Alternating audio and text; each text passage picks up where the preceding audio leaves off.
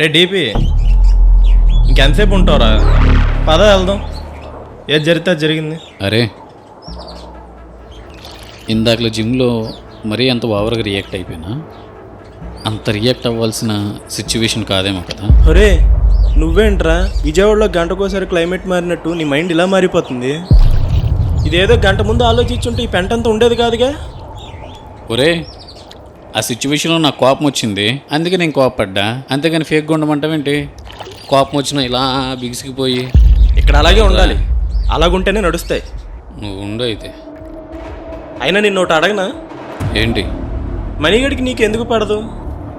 ఆడికి నీకైనా పాత గొడవలు ఉన్నాయేంటి? ఉన్నాయిరా. ఆడు పెద్ద ఇంద్రసేనారెడ్డి, నేను చెన్నకేశ్వరరెడ్డి, ఇద్దరికి కలిపి భాష ఫ్లాష్ బ్యాక్ ఉంది. నీకు తెలియని గొడవలు ఏముంటారు ఆడికి నాకు? ఏముండవులే కానీ మన దగ్గరే ఎందుకు ఇలాగని?